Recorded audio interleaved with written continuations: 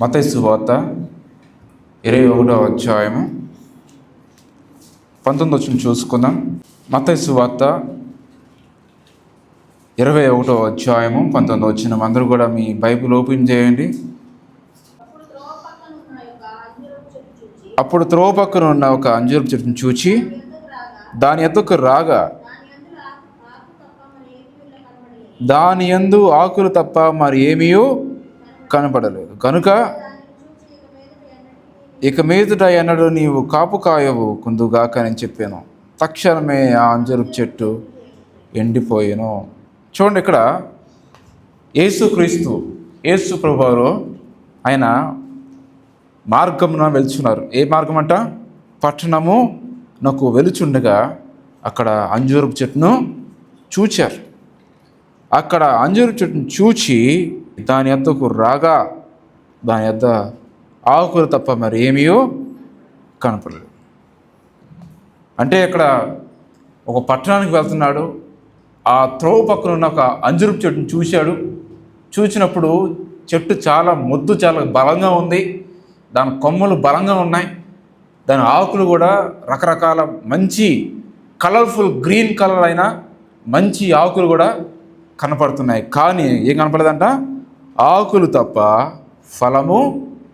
ఫలము లేదు. రోడ్డు పక్కన వెళ్తున్నప్పుడు ఏదైనా ఒక చెట్టు మనం చూసినప్పుడు అది దాని వేర్లు కానీ కొమ్మ కానీ దానికున్న ఆ పొద కానీ ఆకులు కానీ చూసినప్పుడు ఓసారి మనకు కూడా అరే చెట్టు భలే ఉందని మనకు అనిపిస్తుంది. మనం చెట్టు ఎక్కి చూడం కదా, అందులో ఫలం ఉందో లేదో మనకు తెలియదు. కింద నుంచి ఏమనుకుంటాం, చెట్టు భలే ఉందిరా అని అనుకుంటాం. అట్లానే యేసు ప్రభు కూడా అనుకున్నాడు, అరే ఈ చెట్టు ఇది భలే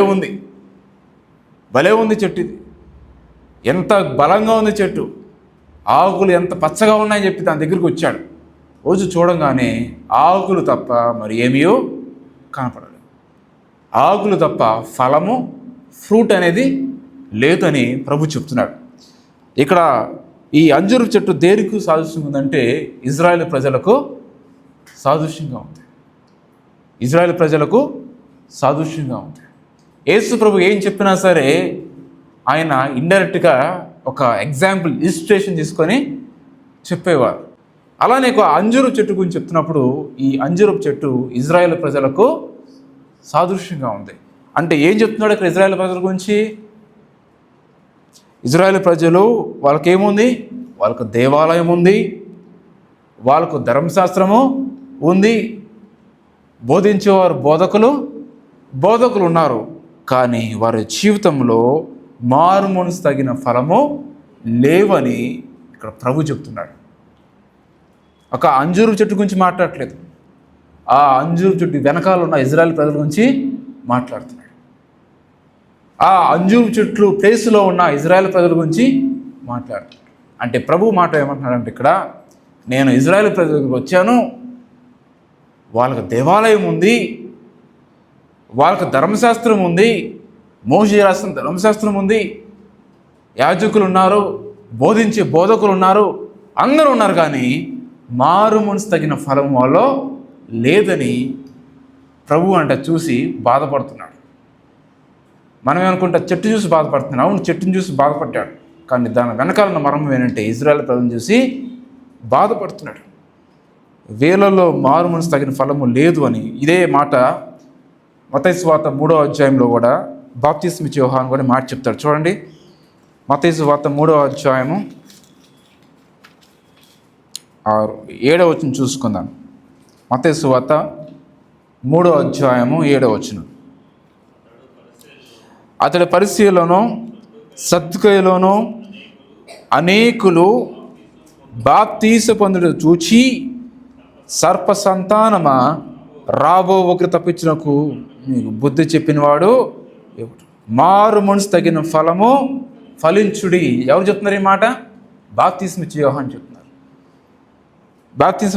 చెప్తున్నాడు. ఆయన బాప్తిస్మ ఇచ్చేమని చెప్తున్నాడు. సర్ప సంతానమా, మీరు మారు మనసు పొందండి, మారు మనసు ఫలాన్ని పొందండి. ఇక్కడ బోధించే బోధ కానీ ప్రతిదీ కూడా ఫలము అని మనకు వినపడుతుంది. అంటే దేవుడు కోరుకునేది ఏంటంటే మారు మనసు తగిన ఫలం. దాని అర్థమేనండి, ఫలము అంటే అర్థమేంటి? ఇంగ్లీష్లో ఏమంటారు? ఫ్రూట్ అని అంటారు.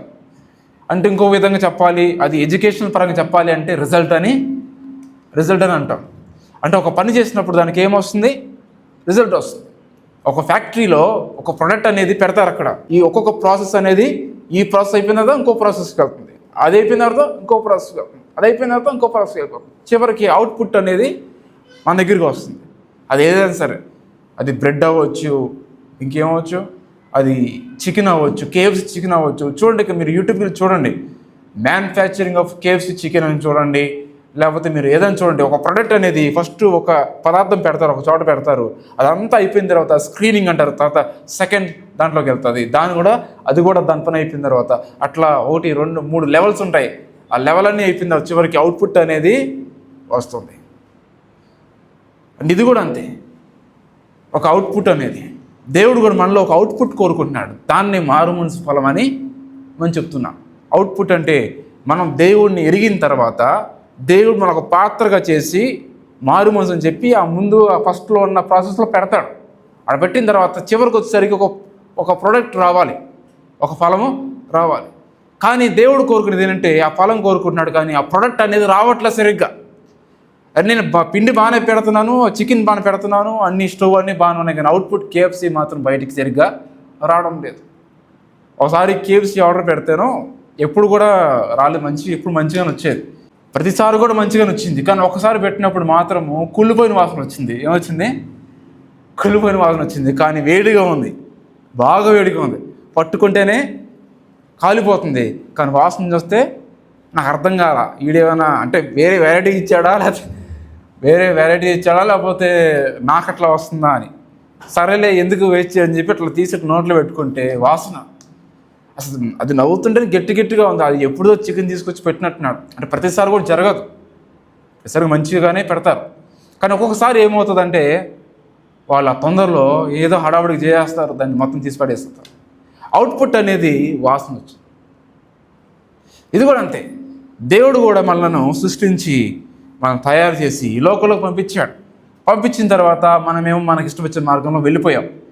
సినిమాలు చూసినాం, తాగినాం, లోకాంతా తిరిగినాం, రకరకాలుగా మన జీవితాన్ని పాడు చేసుకుంది. మన దేవుడు మనం ప్రేమించి తీసుకొచ్చి మనల్ని మారుమనసు పొందేలా మందిరంలో పెట్టి మారుమనసు పొందండి అని పెట్టిన తర్వాత దేవుడు అనుకున్నాడంటే ఒక ఫలాన్ని దేవుడు ఎదురు చూస్తున్నాడు. నేను నిన్ను ఇక్కడ పెట్టాను, నిన్ను మందిరంలో పెట్టాను, సువార్త వినిపించాను, నీకు వాక్యాన్ని నీ ముందు పెట్టాను, బైబిల్ని ముందు పెట్టాను, పాటల్ని ముందు పెట్టాను, యూట్యూబ్ నీ ముందు పెట్టాను, వర్తమానాలు, సేవకులు అందరినీ ముందు పెట్టాను.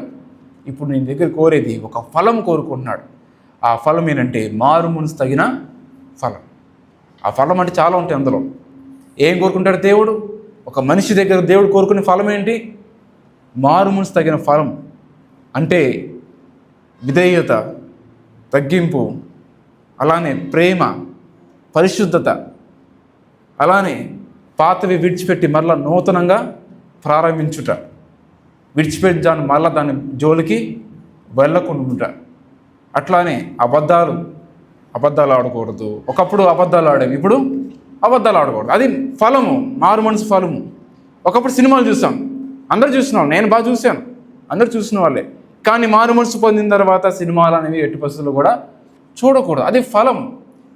బూతులు, అది ఏదైనా అవ్వచ్చు, త్రాగుడు, అలానే గుట్కా అవ్వచ్చు, ఖైనీ అవ్వచ్చు, స్మోకింగ్ అవ్వచ్చు, డ్రగ్స్ అవ్వచ్చు, ఏదైనా అవ్వచ్చు. ఒక్కసారి లోకానుసారంగా వెళ్ళిన తర్వాత, దేవుడి దగ్గరికి వచ్చిన తర్వాత, దేవుడితో కమిట్మెంట్ తీసుకున్న తర్వాత మరలా దాని వెనకాల మనం మళ్ళా పోకూడదు. ఆ మార్పునే మనము ఫలం అని అంటాం. అంటే దాని అర్థం ఏంటంటే యేసు ప్రభు చెప్తున్నారు, ఇజ్రాయేల్ ప్రజలకు నేను దేవాలయం ఇచ్చాను, యాజకులు ఇచ్చాను, బోధకులు ఇచ్చాను, ధర్మశాస్త్రం ఇచ్చాను, దేవాలయం ఇచ్చాను, అన్నీ ఇచ్చాను, కానీ వాళ్ళలో మార్పు అనేది లేదు. వాళ్ళు ఇంకా అబద్ధాలు ఆడుతున్నారు, నరహత్యాస్తులు, గొడవలు ఆడుతున్నారు. అలానే దేవాలయంలో వచ్చి బిజినెస్ చేస్తున్నారు, వ్యాపారం చేస్తున్నారు. మారుమనసు తగిన ఫలము లేదు. ఇజ్రాయేల్ ప్రజలకు నేను దేవాలయం ఇచ్చాను, యాజకులను ఇచ్చాను, బోధకులను ఇచ్చాను, పాండిత్యం గలవారిని ఇచ్చాను, ధర్మశాస్త్రాన్ని ఇచ్చాను, వారికి సమస్తమని ఇచ్చాను, కానీ వాళ్ళలో మారుమనసు ఫలము లేదు. కాబట్టి బాప్తిస్మ ఇచ్చే యోహాను అంటాడు, మీరు మారుమనసు ఫలము పొందుడి. సర్ప సంతానమా, ఈరోజు చెప్తారండి, స్టేజ్ దగ్గరికి వెళ్ళి ఒక 1000 మంది 2000 మంది ఉన్నారండి, జనసమూహం మంది పబ్లిక్లో ఉంచొని సర్పసంతానమా మారు మనసు పొందనంటే అందరూ లేచి వెళ్ళిపోతారు. ఒక 10 మంది 20 మంది ఉంటారంటే ఏంటి నన్ను సర్పసంతానం అంటాడా? ఎవడాడు?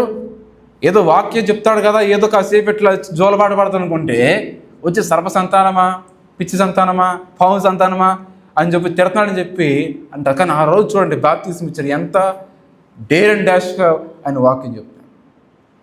నిజంగా చాలా డేర్ అండ్ డాష్ అండి.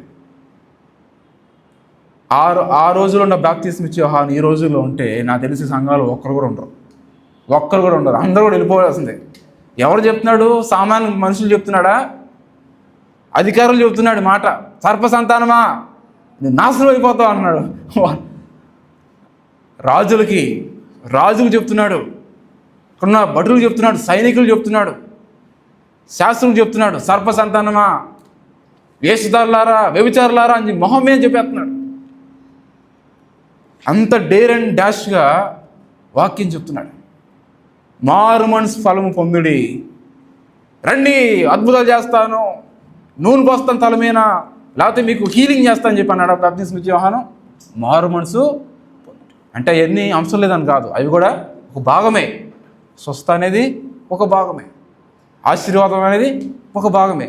కానీ దాని కొరకు యేసుప్రభు వచ్చాడా? నేను నశించిపోయే వాటి కొరకు నేను వచ్చానని యేసుప్రభు నశించిపోయే వారికి వచ్చారు, కానీ మనల్ని ఆశ్రయించడానికి వచ్చాడు. ఆశీర్వాదం మాత్రం కోసమే మనకు రాలేదు. యేసుప్రభు ఎందుకు వచ్చాడంటే నశించిపోయే మనల్ని వెతక రక్షించడానికి లోకానికి వచ్చాడు. మారు మనసు ఫలము మనకి ఇవ్వడానికి వచ్చాడు. మనలో మార్పు తీసుకురావడానికి వచ్చాడు, మనల్ని మార్చడానికి వచ్చాడు. కాబట్టి ప్రభువు ఈరోజు ఆనాడు ఇజ్రాయేల్ ప్రజలు చెప్తున్నాడు, ఈరోజు మనకు దేవుడు చెప్తున్నాడు, మీరు ఫలించాలి, మారు మనసు ఫలము ఫలించాలి. ఈరోజు ప్రభు అదే చెప్తున్నాడు, మీకు అన్నీ ఉన్నాయి, యూట్యూబ్ ఉంది, సేవకులు ఉన్నారు. యూట్యూబ్ ఓపెన్ చేస్తే ఒక దగ్గర ఎన్ని వాక్యాలు ఇంగ్లీష్లో అంటే ఇంగ్లీష్లో ఉన్నాయి, తమిళ కాబట్టి తమిళం, తెలుగు అని ఎన్ని పాటలు, సినిమా పాటల కంటే మన పాటలు ఎక్కువ అయిపోయినాయి. యూట్యూబ్లో చూసుకొని కావాలంటే ఎక్కడ చూసినాయో వస్తాయి. ఎన్ని పాటలు, ఎన్ని వర్తమానాలు, ఎంతమంది సేవకులు, ఇటు చూసినా వాక్యము, ఎక్కడ చూసినా, ఏ రోడ్డు మీద చూసినా సరే, ఏ మీటింగ్స్, ఏదో ఒక మీటింగ్ పాంప్లెట్ ఎక్కడ ఏదో ఒక చోట కనపడుతూనే ఉంటుంది. ఫలానా సభలు. దేవుడు చెప్తున్నాడు, మీకు ఇంత నేను ఇచ్చాను, కానీ మీలో మారు మనసు ఫలము లేదని దేవుడు చెప్తున్నాడు. ఇలా ఏం చెప్తున్నాడు? ఎందుకు మారు మనసు ఫలం లేదంటే త్వర చూసుకుందాం. కీర్తనలు 1వ అధ్యాయము 2-3 చూసుకుందాం. ఎందుకు మారు మనసు ఫలం లేదు? ఇజ్రాయేల్ ప్రజలు ఏ విధంగా ఉన్నారో ఈ దినము కూడా విశ్వాసులు కూడా అదే రీతిగా ఉన్నారు. కీర్తనలు 1వ అధ్యాయము 2-3 చదువుకుందాం. కీర్తనలు 1వ అధ్యాయము 2-3. యెహోవా ధర్మశాస్త్రమందు ఆనందించుచు దీవారాత్రము దాన్ని ధ్యానించేవాడు ధన్యుడు. అతడు నీటి కాలువల యోరాను నాటబడదై ఆకు వాడక తన కాలమందు ఫలమిచ్చి చెట్టు వలె నిన్ను. అతడు చేయినంత కూడా సఫలమగును. ఎందుకు ఇజ్రాయేలు ప్రజలు ఫలము లేదంటే వాళ్ళలో వాక్య ధ్యానము లేదు. వాక్య ధ్యానము లేకపోవడం వల్ల వాళ్ళు ఫలించలేదు. ఈరోజు నేటి క్రైస్తవం కూడా, నేటి విశ్వాసం కూడా దేవుడు అదే చెప్తున్నాడు. ఈరోజు చూడండి, అందరూ రంగురంగుల బట్టలు వేసుకొని మందిరాలకు వెళ్తారు, కొంతమంది అన్ని ఆరాధనలు కూడా వెళ్తారు, కానీ మారు మనసు ఫలము లేదు. మారు మనసు ఫలం లేదు. ఇప్పుడు అన్ని ఆరాధనకి వెళ్ళారండి. వెళ్ళిన తర్వాత సాయంత్రము ఇంటికి వచ్చారు. ఇంటికి వచ్చిన తర్వాత అమ్మ నాకు ఆకలేస్తుంది, అన్నం పెట్టని చెప్పి భర్త చెప్పాడు. సరే అని చెప్పి భార్య తీసుకెళ్ళి అన్నం పెడుతుంది. అప్పుడు ఒక రింగ్ టోన్ వచ్చిందంట, సినిమా పాట వచ్చింది. పొద్దున్నుంచి వెళ్ళొచ్చాడు, చర్చికి వెళ్ళొచ్చాడు. పొద్దున్న 5ంటికి వెళ్ళాడు, 7ంటికి వెళ్ళాడు, 10ంటికి వెళ్ళాడు, 4 గంటలకు వెళ్ళాడు. సాయంత్రం రాగానే ఫోన్కి సినిమా రింగ్ టోన్ వచ్చింది. వాళ్ళ భార్య అడిగింది, అదేంటండి అన్ని ఆరాధనకి వెళ్ళారు కదా, పాట తీయొచ్చు కదా అంటే, అట్లా తెస్తావమ్మా, తెద్దాంలే. ఎందుకంటే మారు మనసు ఫలము లేదు. చెప్తున్నారు కానీ వినడము లేదు. 5 ఆరాధనలు ఎక్కడో ఒకసారి చెప్పే ఉంటారు పాటలు మీరు వినొద్దు అని, కానీ ఇలా వచ్చింది, ఇలా వెళ్ళిపోయింది. దాని మారు మనసు ఫలము లేదు. ఈరోజు నేటి క్రైస్తవులో మారు మనసు ఫలం లేదు. దేవుడు అదే కోరుకున్నాడు. మనము ఏదో జనరేషన్ వెళ్ళిపోతుందండి, దాంతోపాటు మనం కూడా మారిపోతాం అంటే భక్తి మారదు. దేవుడు చెప్పాడు వాక్యం అందులో పొల్లు కూడా తీయడం కుదరదు. వాక్యం నిరంతరము నిలుస్తుంది. ఎన్ని మారినా, ఎన్ని ట్రెడిషనల్ మారినా, ఎన్ని కస్టమ్స్ మారినా, 2026 సంవత్సరాలు ఏంటి, 36, 46, 56కి వెళ్ళినా సరే, ఏది మారినా సరే వాక్యం అనేది మారదు. వాక్యం మారదు. కానీ ఈరోజు వాక్యం కూడా మారిపోతుంది. ఒక వీడియో పెట్టారు, రీల్లో పెట్టినప్పుడు అది క్లబ్ అర్థం కాదు, చర్చి కూడా అర్థం కాలేదు. అన్ని స్మోకులు వస్తున్నాయి, డ్యాన్స్లు వేస్తున్నారు. చివరికి ఎక్కడో అర్థమైందంటే ఇక్కడ జీసస్ అని ఒక పదం కనపడింది వెనకాల. ఒక్కడ అర్థమైంది, ఓకే ఇది మందిరమా అని అర్థమైంది. పాటలు అలానే ఉన్నాయి, మ్యూజిక్ అట్లా ఉన్నాయి, కన్ను నుంచి పొగలు కూడా అట్లా ఉన్నాయి, ఎగుతూ ఉన్నారు. అంటే ఈరోజు ఏది మందిరమా, ఏది క్లబ్బా అని కూడా మనకు అర్థం కావడం లేదు. ఈరోజు ప్రజలకి లేదంటే అంజురపు చెట్టులాగా ఫలము కూడా మనలో లేదు. ఫలము లేదు. మనం చర్చికి వెళ్తున్నాం, వాక్యాలు వింటున్నాం, ఒక్కొక్క 4-5 బైబిళ్ళు ఉంటాయి ఇంట్లో, కానీ మారు మనసు ఫలం మన జీవితంలో లేదని దేవుడు చెప్తున్నాడు. ఎందుకు లేదంటే వాక్య ధ్యానము లేకపోవడం వల్ల. అందుకు క్లియర్గా రాస్తుంది, యెహోవా ధర్మశాస్త్రమందు ఆనందించు దీవారాత్రం దాన్ని ధ్యానించేవాడు ధన్యుడు. అతడు ఆకు వాడక తన కాలమందు ఫలమించే చెట్టు వాళ్ళే. ఎవరైతే ఫలిస్తారంటే దేవుని వాక్యము చదివేవారు. ఒక చెట్టు ఫలించాలంటే సమృద్ధిగా ఏం కావాలండి? ఒక చెట్టు ఫలించాలంటే ఏం కావాలి? అభివృద్ధి చెందాలంటే ఏం కావాలి? మొట్టమొదటి కావాల్సింది ఏంటిది? నీరు కావాలి. నీరు దానికి లభించాలి, అప్పుడే అది ఫలిస్తుంది. అందుకే ఇక్కడ రాస్తుంది చూడండి, నీటి కాలువన యొడ్డున నాటబడిన చెట్టు బహు ఫలిస్తుందని 3వ వచనం రాస్తుంది. అంటే ఏదైతే నీటి కాలువలా ఉంటుందో, నీళ్ళు దేనికైతే చెందుతాయో, ఏ చెట్టుకైతే నీళ్లు అందుతాయో అది బహుగా ఫలిస్తుంది. ఈ చెట్టు ఎందుకు బహుగా ఫలిస్తుందంట? అతను నీటి కాలువన అది నాటపడింది. అంటే ఒక నీళ్లు వచ్చే కాలువ పక్కన అది నాటపడింది కాబట్టి ఎప్పుడు దానికి ఫ్రెష్గా నీరు తగులుతున్నాయి కాబట్టి అది బహుగా ఫలిస్తుంది. నీరు అంటే వాక్యం అని అర్థము. అంటే ఎవరు ఫలిస్తారంట ఆత్మీయంగా? ఎవరైతే ప్రతిరోజు వాక్యాన్ని చదువుతారో. యెహోవా ధర్మశాస్త్రము ఆనందించుచు.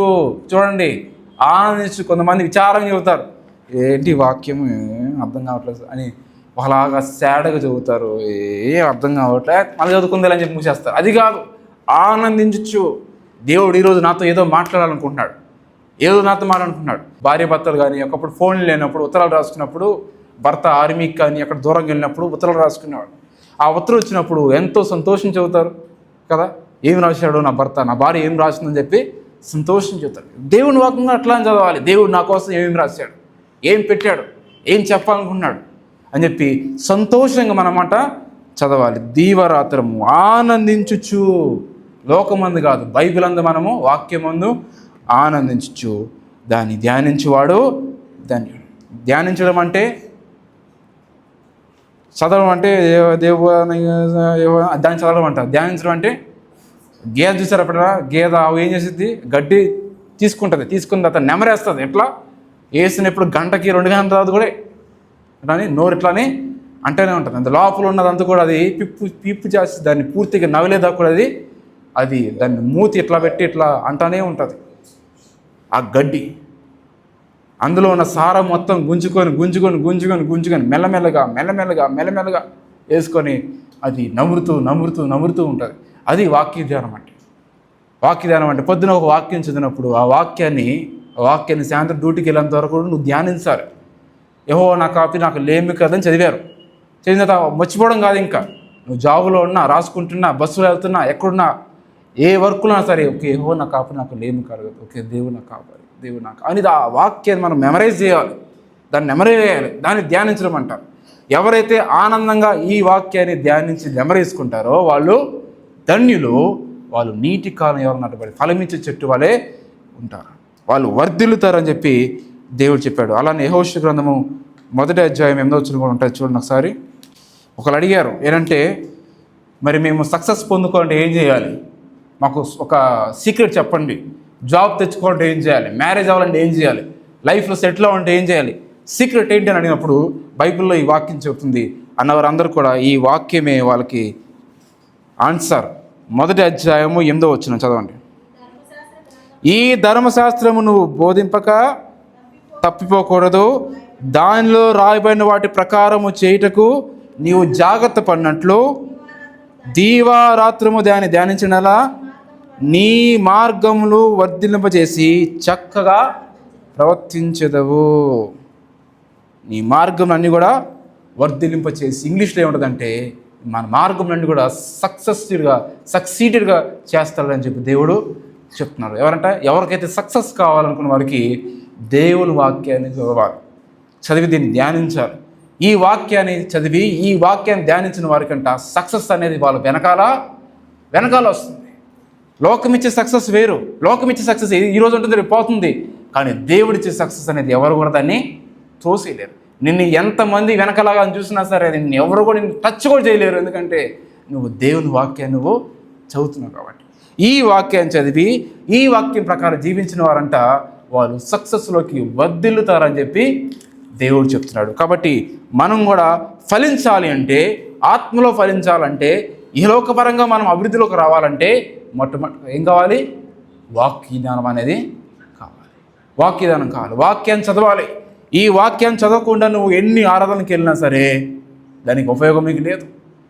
నాకు ఫలానా సేవకులు తెలుస్తూనే అంటారు. నీకు ఎంతమంది సేవకులు తలమై చేయబెట్టి ప్రార్థన చేసినా ఈ వాక్యాన్ని చదవకపోతే దానికి ఎలాంటి ఉపయోగమో లేదు. ఎందుకంటే మొత్తానికి కీ ఏంటంట దేవుని వాక్యం. ఇది చదవకుండా నువ్వు ఎన్ని వర్తమానాలు విన్నా నీకు ఉపయోగం లేదు, ఎన్ని పాటలు వినా నీకు ఉపయోగం లేదు, నువ్వు ఎన్ని ఆరాధన చేసినా ఉపయోగం లేదు. The main key, centre key అని అంటే దేవుని వాక్యం. ఈ వాక్యాన్ని ధ్యానించాలి. ఇది ధ్యానించడం వల్ల మనకి ఏది మంచి మార్గమో, సరైన మార్గమో, చెడ్డ మార్గమో మనకి వాక్యం మనకి బోధిస్తుంది. కాబట్టి ఈ వాక్యం చదవడం వల్ల మనం ఫలించబడతాము. ప్రతి పనిలో కూడా మనం సక్సెస్ అనేది చూస్తాం. దేవుడు చెప్పాడు, ఈ వాక్యాన్ని ధ్యానించి వారు చేయనంత అంటే కొన్ని మొత్తం కూడా వస్తాయా? జాబ్ వస్తుంది, కెరీర్ వస్తుంది, మ్యారేజ్ వస్తుంది, ఫ్యూచర్ వస్తుంది, ఆర్థిక సమస్యలు అన్నీ కూడా వస్తాయి. అంటే ఈ వాక్యాన్ని చదివి ధ్యానించే వారు చేయనంత కూడా సఫలము పొందుకుంటారని చెప్పి దేవుడు క్లియర్గా రాసిపెట్టాడు. కాబట్టి మనం అభివృద్ధిలోకి రావాలంటే వాక్యం మనము ధ్యానించాలి. అంటే దేవుడు అన్ని విషయాల్లో వర్ధిల్లాడితే కోరుకుంటున్నాడు. దానికంటే ముందులో మనము ఆత్మీయంగా మనము వర్ధిల్లాలి. ప్రార్థనలో మనము వర్ధిల్లాలి, వాక్యంలో వర్ధిల్లాలి, ప్రవర్తనలో వర్ధిల్లాలి. మన జీవితంలో దేవుడు ఫలాన్ని కోరుకుంటున్నాడు. మారుమనసు తగిన ఫలం అంటే ప్రేమ, సమాధానం, సంతోషం వల్ల ఉండాలి. అట్లానే విడిచిపెట్టిన పాపంజులు మళ్ళా మనము వాళ్ళ జోలికి వెళ్ళకూడదు. నేను ఫలిస్తున్నానండి అని చెప్పి స్మోక్ చేస్తున్నాడు అనుకోండి, ఫలించట్లేదు, మొత్తం మాడిపోయాడని అర్థం. ఫలించలేదు, వాడిపోయాడు. ఫలించుట అంటే అర్థం ఏంటంటే ఆత్మీయ ఫలించుట, మనలో మార్పు అనేది రావాలి. ఒక క్యాటర్పిల్లర్ బటర్ఫ్లైగా ఎలా మారుతుందో మన జీవితం కూడా మార్పు రావాలి. మార్పు లేదంటే మనం ఇంకా ఫలించలేదని అర్థం. రెండో చూద్దాం, యోహాను సువార్త 15వ అధ్యాయము 4-5 వచనం చూసుకుందాం. నా యందు నిలిచి ఉండుడి, మీ యందు నేను నిలిచి ఉండును. తీగ ద్రాక్షవల్లి నుంచి ఉండును కానీ తనంతట తానే ఎలాగ ఫలింపదో అలాగే నా యందు నిలిచి ఉండును కానీ మీరును ఫలింపరు. ద్రాక్షవల్లి నేను, తీగలు మీరు. ఎవడు నా యందు నిలిచి ఉందునో, ఎవనిందు నిలిచి ఉండునో వాడు బహుగా ఫలించెదరు. మనం ఫలించాలంటే రెండోది ఏంటంటే యేసుతో సహవాసం కలిగి ఉండాలి. చూడ ఇక్కడ క్లియర్గా రాస్తుంది, నా యందు మీరును, మీ యందు నా మాట నిలిచినలా మీకు ఏది ఇష్టమో అది అడుగుడి, మీకు అది అనుగ్రహించబడను. మీరు నాలో ఉంటేనే మీరు ఫలిస్తారు, నేను లేకుండా మీరు ఏమీ చేయలేరని దేవుడు చెప్పాడు. అంటే మనం ఫలించాలంటే కావాల్సింది ఏంటంటే దేవునితో సహవాసం అనేది కావాలి. అంటే దేవుడితో సహవాసం అనేది కావాలి. దేవునితో సహవాసం లేకుండా మనం ఫలించాలంటే అది జరగని పని. ఒక వ్యక్తి మనకు సహాయం చేయాలంటే ముందు ఆ వ్యక్తితో మనం ఫ్రెండ్షిప్ కలిగి ఉండాలి. మనకి ఏ ఫ్రెండ్షిప్ లేకుండా ఎవరైనా మనం సహాయం చేస్తారా? నీకు 10,000 ఇవ్వాలండి, ఒక 20,000 ఇవ్వాలి. ఒక వ్యక్తి నీకు ఒక 3 లక్షలు ఇచ్చాడు అనుకోండి, 3 లక్షలు ఇచ్చాడంటే ఒట్టికి ఇచ్చేసాడా? నీ ముక్కు మొహం తెలియకుండా ఇచ్చాడా? నువ్వు ఊరెక్కడో, నీ పేరేంటో మొత్తం తెలుసుకొని ఇచ్చాడు కదా. అంటే నీతో ఏమన్నాడు? ఒక సహవాసం. వాళ్ళ భార్య అడుగుతుంది, ఏంటో పిచ్చోళ్ళ ఉన్న అతను 3 లక్షలు ఎందుకు ఇచ్చావంటే, నాకు తెలుసమ్మా, నా ఫ్రెండు అని చెప్పి చెప్తాడు. నాకు ఎప్పటి నుంచి తెలుసు, 10 years నుంచి మాకు మంచి ఫ్రెండ్షిప్ అని చెప్తాడు. అంటే వాళ్ళిద్దరు ఏం కలిగి ఉన్నారు? సహవాసం కలిగి ఉన్నారు. ఒకవేళ సహవాసం లేదండి, రోడ్డు మీద దారిపోయిన అడిగారు, అయ్యా నాకు అర్జునికి 5 లక్షలు ఇవ్వండి అన్నాడు. ఏమంటాడు? ఎవడో నువ్వు అంటాడు. ఏమంటాడు? 5 లక్షల ఎవడు నువ్వు ఎందుకు ఇవ్వాలి, నీకు పైసా కూడా ఇవ్వడు, ఎవడు నువ్వు ఇలా అంటాడు. కానీ అదే వ్యక్తికి బాగా పరిచయమైన వ్యక్తి వస్తే నాకు 20 లక్షలు 30 లక్షలు తీసుకోవాలి అంటాడు. ఎందుకంటే బాగా పరిచయం ఉంది కాబట్టి. దేవుడు కూడా నీకు ఏదైనా సహాయం చేయాలంటే నీకు కావాల్సింది ఏంటంటే రెండోది దేవుడితో పరిచయం కావాలి. దేవుడితో పరిచయం లేకుండా దేవా నాకు అది కావాలి ఇది కావాలంటే పో అంటాడు దేవుడు. పో అని ఒక పెళ్ళికి వెళ్ళాం మనం కూడా, పెళ్ళికి వెళ్తే మన బాగా పరిచయం ఉంటేనే మనల్ని ఏం చేస్తారు, వాళ్ళు పిలిచి మన ముందుకి తీసుకొస్తారు. మన పరిచయం లేదనుకోండి ఎవడు మనం పట్టించుకోడు. పెళ్ళిలో నాకు అది కావాలి ఇది కావాలంటే పోయా ఎందుకు వచ్చావు, ఎవరి తరపున వచ్చావు నువ్వు, అబ్బాయి తరపున వచ్చావా అమ్మాయి తరపున వచ్చావని అడుగుతారు. నీకు బాగా పరిచయం ఉందనుకోండి పెళ్లి కొడుకు ఫ్యామిలీతో సార్ మీరు వస్తారని చెప్పి ముందుకి తీసుకొస్తారు, ముందు కూర్చోబెడతారు. అంటే చూడండి, దేవుడు కూడా మనకి ఏదైనా చేయాలంటే మనకు కావాల్సింది దేవుడితో ఉన్న సహవాసం, ఫ్రెండ్షిప్ కావాలి. ఫ్రెండ్షిప్. మన ఫ్రెండ్ అడిగితే ఇస్తాం కదా, ఎవరో రోడ్డు మీద నాకు బండి ఎవరా అంటే ఇస్తామా? కాబట్టి మనం కూడా చాలాసార్లు ప్రార్థన చేస్తాం, కానీ దేవుడు నాకు అది చేయట్లేదు, దేవుడు నాకు ఇది చేయట్లేదు అని చెప్పి బాధపడతారు తెగ. దేవుడు ఎందుకు నీకు చేయట్లేదంటే దేవుడితో నీకు ఫ్రెండ్షిప్ లేదని, సహవాసం లేదు.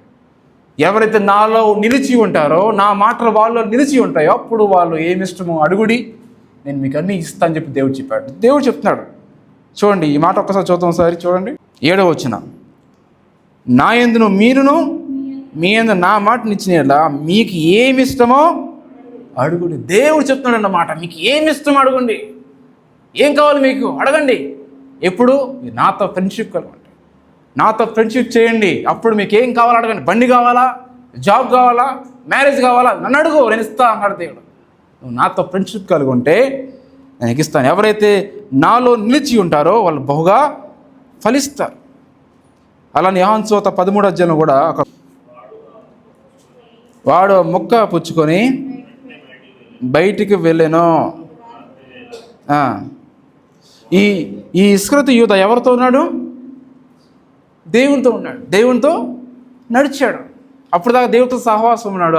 సడన్గా ఆ వేరియేషన్ వచ్చేస్తుంది. చోటిచ్చాడు, లోకానికి చోటిచ్చాడు, డబ్బుకి చోటిచ్చాడు. డబ్బుకి చోటిచ్చిన తర్వాత ఇప్పుడు ఏమైపోయాడంట? మొక్క పుచ్చుకొని బయటికి వెళ్ళను. అంటే ఒక విధంగా చెప్పాలంటే దేవుడిలో నుంచి బయటికి వెళ్ళిపోయాడు, సహవాసం నుంచి వెళ్ళిపోయాడు. యేసు ప్రభుతో పాటు ఉన్నవైతే ఇస్కరియోతు యూదా అద్భుతాలు చూశాడు, ఆశ్చర్యాలు చూశాడు, దేవుడు చేసిన అన్ని కార్యాలు చూశాడు, 5 రొట్టెలు 2 చేపలు చూశాడు.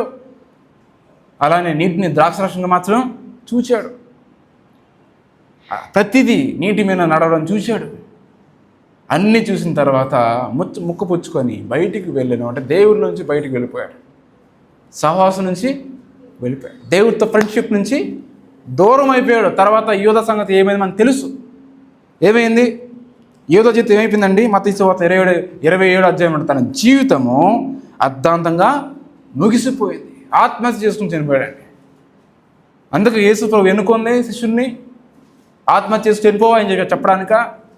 తన పట్ల దేవుడికి ఒక ప్రణాళిక ఉంది, కానీ ఆ ప్రణాళిక అంతా కూడా అక్కడితో అంతం అయిపోయింది. ఒకసారి చూద్దాం. మత్తయి సువార్త 27వ అధ్యాయము 3-5 వచనం చూసుకుందాం. అప్పుడు ఆయన అప్పగించిన యూదా ఆయన శిక్ష విధింపబడగా చూచి పశ్చాత్తాపపడి 30,000 నాణెములు ప్రధాన యాజకుల వద్దకు మరలా తెచ్చి నేను నిరపరాధకు రక్తం అప్పగించి పాపం చేసిందని చెప్పాను, మాకేమీ నీవేమి చూచుకోమని చెప్పగా అతడు ఆ వెండి నాణెములను దేవాలయంలో పారువేసి పోయి ఊరు పెట్టుకోనేను. చూడండి, యేసు ప్రభు ఎన్నుకుంది ఎందుకండి? ఊరు పెట్టుకోవడానికి. ఎన్ని అద్దాలు చూశాడు, ఎన్ని స్వస్థతలు చూశాడు. యేసు ప్రభు ఎంత గొప్ప దేవుడు అని చెప్పి చూశాడు, కళ్ళారా చూశాడు. అయినా సరే సహవాసం నుంచి ఫ్రెండ్షిప్ నుంచి పక్కకి వెళ్ళిపోయాడు. తన జీవితం అర్ధాంతంగా ముగిసిపోయింది. బహుశా అదే ఇస్కరియోతు యూదా పశ్చాత్తాపడి దేవుడి దగ్గరికి వచ్చిరని రాసుంటే బహుశా అన్ని పత్రికల్లో యూదా రాసిన పత్రిక హైలైట్ అయ్యేదేమో బాగా. నేనే యేసు ప్రభు అప్పగించిన యూదా అని చెప్పి పెద్ద పత్రిక రాసేవాడేమో నాకు తెలిసి. దేవుడు తన పట్ల గొప్ప ప్రణాళిక కలిగి ఉన్నాడు, కానీ తన జీవితం అక్కడితో అంతమైపోయింది. ఎందుకంటే దేవుడు దూరం అయిపోయాడు. ఎవరైతే దేవుడికి దూరం అయిపోతారో ఆటోమేటిక్గా వాళ్ళ చుట్టూ కంచె అనేది పోతుంది, కంచి పోతుంది. మన ఎమ్మెల్యే మినిస్టర్ పక్కన ఉంటేనే మనకి ఆ సెక్యూరిటీ అందం ఉండేది, అంతే కదా. వాళ్ళ నుంచి దూరం అయిపోతే పట్టించుకుంటాడు. ఎవడు పట్టించుకుంటే ఎవడు పట్టించుకోడు. అది ఒక ఎమ్మెల్యే పక్కన మినిస్టర్ పక్కన కూర్చోండి, ఆయనతో పాటు నిన్ను కూడా నీకు ప్రొటెక్షన్ కూడా ఇస్తారు. గెస్ట్ కాబట్టి ప్రొటెక్షన్ ఇస్తారు. దేవుడితో పాటు ఉంటేనే మనకి ప్రొటెక్షన్, కాపుదల, స్వస్థత, ఏదైనా సరే. దేవుడికి దూరంగా వెళ్ళిపోతే సమస్తం కూడా మనకు దూరం వెళ్ళినట్టే. కాబట్టి దేవుడితో సహవాసం కలిగి ఉండాలి. ఎలా కలిగి ఉండాలి? ప్రతిరోజు మనం ప్రార్థన చేసుకోవాలి, ప్రతిరోజు వాక్యాన్ని చదువుకోవాలి, దాని ప్రకారం నడవాలి. రోజు దేవునితో పాటు సహవాసం కలిగి ఉండాలి, మంచి మార్గం నడవాలి, లోకమన్నీ విడిచిపెట్టాలి, మన పని మనం చేసుకోవాలి. అలానే దేవుడి విషయంలో జాగ్రత్తగా ఉండాలి. ప్రతి ఆదివారం దేవుని సన్నిధికి రావాలి, ప్రతి ఆదివారం దేవుడి సన్నిధిలో ఉండాలి, ప్రతిరోజు బైబిల్ చదవాలి, ప్రతిరోజు ప్రార్థన చేసుకోవాలి, దేవుని బిడ్డలతో సహవాసం చేయాలి, పాపానికి నో చెప్పాలి, దేవుడికి ఎస్ అని చెప్పాలి, లోకానికి నో చెప్పాలి, దేవుడికి ఎస్ చెప్పాలి. అది దేవుడు కోరుకునే సహవాసం. కాబట్టి ఈ సహవాసం కలిగిన వారు బహుగా ఫలిస్తారని దేవుడు చెప్తున్నాడు. కానీ ఈరోజు చాలామంది క్రైస్తవులు దేవుడితో సహవాసం మర్చిపోతారు. గ్రూప్ ప్రేయర్స్కి ఇష్టపడుతున్నారు కానీ పర్సనల్ ప్రేయర్లకి ఇష్టపడటం లేదు. చాలామంది పర్సనల్గా ఏకాంతంగా గదిలోకి వెళ్ళి 30 నిమిషాలు ప్రార్థన చేసి ఎంతకాలం అయిందంటే అందరూ చేతులు ఎత్తారు. పర్సనల్గా వెళ్ళి రూమ్లోకి వెళ్ళి కనీసం ఒక అర్ధగంట ప్రార్థన చేసి ఎన్ని సంవత్సరాలు అవుతుందో, ఎన్ని నెలలు అవుతుందో. గ్రూప్ ప్రేయర్స్ అందరూ చేస్తున్నారు కానీ పర్సనల్ ప్రేయర్ ఎవరు కూడా చేయరు. దేవునితో సహవాసం లేదు. మహా అయితే క్యాలెండర్లో వాక్యం అంటే చూసారా, ఆ వాక్యం చదివి వెళ్ళిపోతున్నారు బయటికి. బైబిల్ తీసి కనీసం ఒక అధ్యాయాన్ని చదవడానికి టైం ఉండడం. దాన్ని సహవాసం అంటారా? కాదు. సహవాసం అంటే కనీసం రోజు ఒక 20 నిమిషాలైనా 30 నిమిషాలైనా ప్రార్థన చేసుకోవాలి ఒంటరిగా. మీరు దేవుడు అంతే, ఒంటరిగా, అది కూడా ఉదయకాలమున. మీరు ఏ పని స్టార్ట్ చేసే ముందర దేవుడికి సమయాన్ని ఇవ్వాలి. దాని తర్వాత కనీసం ఒక అధ్యాయమైనా 2 అధ్యాయాలను కూర్చొని, ఎంత నిమిషాలండి? మహా అయితే ఒక 5 నిమిషాలు 10 నిమిషాలు పెట్టిద్దాం. ఒక అధ్యాయం చదివితే కూర్చొని ధ్యానిస్తే మహా అయితే ఒక 7 నిమిషాలు 8 నిమిషాలు. న్యూస్ పేపర్ చదువుతారుగా గంటలు ఒక 10 నిమిషాలు చదవడానికి ఏమైంది? ఒక 10 నిమిషాలు 20 నిమిషాలు కూర్చుంటే 2 అధ్యాయాలు అయిపోయి, సింపుల్, ధ్యానించడమే. అలా ఆ విధంగా వెళ్ళినప్పుడు దేవునితో సహవాసం అనేది మనతో ఉంటుంది. కాబట్టి ప్రతిరోజు దేవునితో సహవాసం కలిగి ఉండాలి. మూడోదిగా మార్కు సువార్త 4వ అధ్యాయము 7వ వచనం. ఎప్పుడు మనం బహుగా ఫలిస్తామంటే ఇది చాలా ప్రాముఖ్యమైనది. మార్కు సువార్త 4వ అధ్యాయము 7వ వచనం. కొన్ని ముండ్ల పొదల్లో పడెను, ముండ్ల పొదలు ఎదిగి వాటిని అణిచివేశాను కనుక ఫలింపలేదు. కొన్ని మంచినీళ్ళు పడెను, అది మొలిచి పెరిగి పైరి 30 దంతలుగాను 60 దంతలుగాను 100 దంతలుగాను ఫలించును. అలానే 18, 19 వచ్చిన చూద్దాం. అదే అధ్యాయము. ఇతరులు ముండ్ల పళ్ళు ఎత్తబడిన వారు మీరు వాక్యం విందురు కానీ ఐహిక విచారములు, ధనమోసము, ఇతరమైన అపేక్షలను లోపల చొచ్చి వాక్యం అణిచివేయటం వలన నిష్ఫలమగును. చూడండి, వ్యర్థమైన వాటిని తొలగించకపోవడం వల్ల మనము ఫలించలేము. చూడండి, ఇక్కడ వాక్యం వింటున్నారు కానీ ఒక చెట్టు ఫలించాలంటే చెట్టు కావాల్సింది కలుపు మొక్కలన్నీ కూడా మనము తీసివేయాలి. చూడండి, చెట్లు వేసేవాళ్ళు ముందు దాని పక్కన ఉన్న కలుపు మొక్కలు, పిచ్చి మొక్కలు ఏం చేస్తారు? తీసివేస్తారు. ఉంటే ఏమవుతుంది? లేదంటే ఎదిగిన తర్వాత అసలైన చెట్టు ఫలించకుండా చేస్తాయి. అంటే ఒక చెట్టు ఫలించాలంటే ముందు ఆ చెట్టు పక్కన ఉన్న వ్యర్థమైన కలుపు మొక్కలు ఏం చేయాలి? తీసివేయాలి. మనం కూడా ఫలించాలంటే మన చుట్టూ ఉన్న కలుపు మొక్కలు తీసివేయాలి. ఏంటి కలుపు మొక్కలు? ఏంటి? ధనాపేక్ష, డబ్బు పట్ల ఆశ, సంపాదించాలి. ఏం చేసుకుంటారంటే డబ్బుని ఏదో కనీసం చిల్లుగా కూడా మనము తీసుకెళ్ళాము. ఎలా వస్తుందో అలా. డబ్బు సంపాదించడం తప్పు కాదు, డబ్బు పట్ల ఆశ కలిగి ఉండడం తప్పు. డబ్బు సంపాదించడం తప్పు కాదు, డబ్బు పట్ల ఒక వాంఛ కలిగి ఉండడము తప్పు. కాబట్టి మనం డబ్బు సంపాదించాలి, కష్టపడాలి, కానీ డబ్బు పట్ల మనసు మనకి ఉండకూడదు. ఈ ధనాపేక్ష, అలానే శరీరాశలు, వ్యభిచారం, జారతము. చూడండి, ఇప్పుడు నాకు వచ్చే కేసుల్లో ప్రేరేకోస్ట్లో వచ్చే ఏంటి తెలుసా? అక్రమ సంబంధాలు. ఎంతమంది అండి, రోజుకి ఎంతమంది చెప్తున్నారు తెలుసా? ఎంతమంది చెప్తున్నారు? పెళ్ళయిందండి మా భర్తకి, మళ్ళీ వేరే అమ్మాయి తిరుగుతున్నాడండి. పెళ్ళయిందండి మా భార్యకి, మళ్ళీ వేరే తిరుగుతాడు. 2 పిల్లలండి, 3 పిల్లలండి. నిజంగా చెప్పారు, 3 చిన్నపిల్లలు. భార్యని విడిచిపెట్టి వెళ్ళిపోయాడంట. 3 చిన్న పిల్లలు. ఎందుకు? ఎక్కడికి వెళ్ళాడంటే ఎవరినో అమ్మాయిని ఇష్టపడ్డాడంట, వెళ్ళిపోయాడంట, వెళ్ళి పెళ్లి చేస్తున్నాడు. మరి పిల్లలు ఏమైపోవాలి? చూడండి, ఎంతమంది బయట సొసైటీ ఎంత పాడైపోయింది. ఎక్కడ చూసినా సరే అండి అక్రమ సంబంధాలు ఎక్కువైపోయినాయి. ఇదివరకు పెళ్లి కాకముందు చెడిపోయిన వాళ్ళు చాలామంది ఉన్నారు. ఒకప్పుడేమో పెళ్లి కాకముందు చెడిపోయేవాళ్ళు, బాయ్ ఫ్రెండ్ గర్ల్ ఫ్రెండ్ అని. ఇప్పుడు పెళ్ళైన వాళ్ళే ఎక్కువగా చెడిపోతున్నారు. పెళ్ళైన వాళ్ళు ఎక్కువ చెడిపోతున్నారు. భార్య భయం లేదు, భర్త భయం లేదు. నాకంటూ దేవుడు ఒక భార్య ఇచ్చాడని లేదు, నాకంటూ ఒక భర్త ఇచ్చాడని లేదు. అరే కనీసం పిల్లలు చూసాను సరే, పిల్లలు చూసిన ఆగిపోవచ్చు కదంటే పిల్లలు కూడా చంపేస్తున్నారు. పిల్లలు కూడా మనం రీసెంట్గా చూసాను, పిల్లలు కాలువలో పడేశారంట. ఎందుకు అడ్డొచ్చిందని చెప్పి.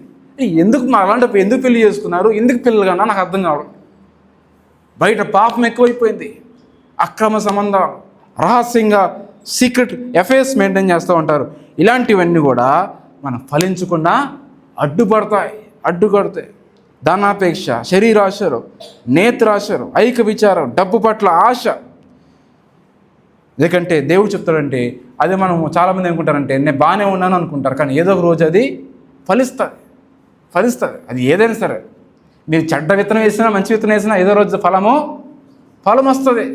బైబిల్లో మాట్లాడుతున్న సంఖ్యాకాండంలో నీ పాపమే నిన్ను పట్టుకున్నాను. ఎవరిని పట్టుకోదు.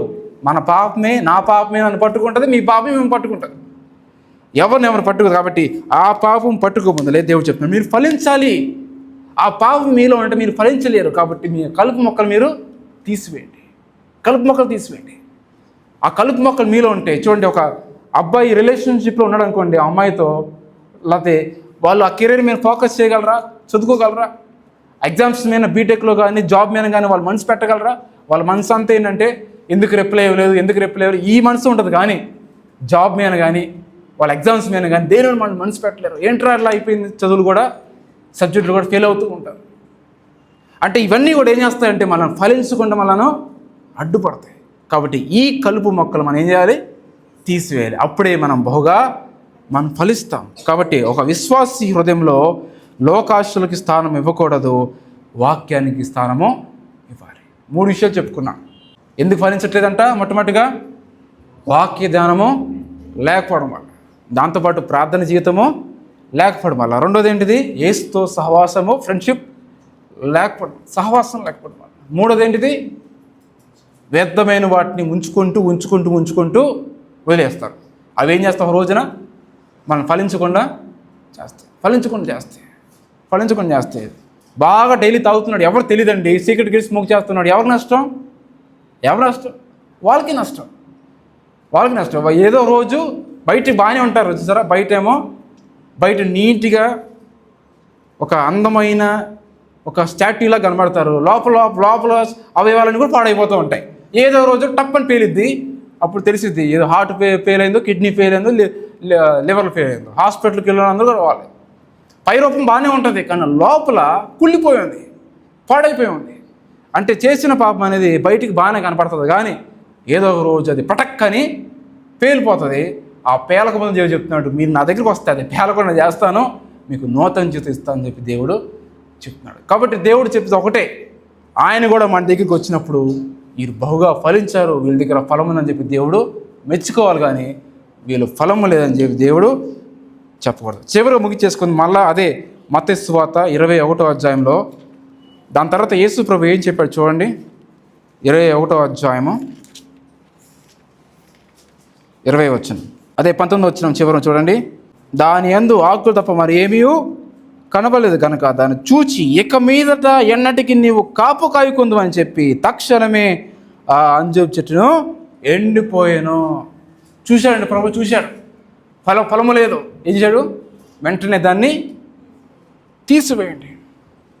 తక్షణమే నువ్వు కాపు కాయ ఉందో అన్నాడు, అంతే. వెంటనే అది ఎండిపోయింది. అంటే దేనికి ప్రయోజనం లేకుండా ఎండిపోతే ఏం చేస్తారండి, తీసుకెళ్ళి మట్టలు వేస్తారు, బూడిదైపోయింది. అంటే తీసుకెళ్ళి దీన్ని అగ్నిలో పడేనని చెప్తున్నాడు. అంటే దాని జీవితము అంజూరు చెట్టు ఎండిపోయి అది అగ్నిలో పడిపోయింది, దేని పనికిరానుగా.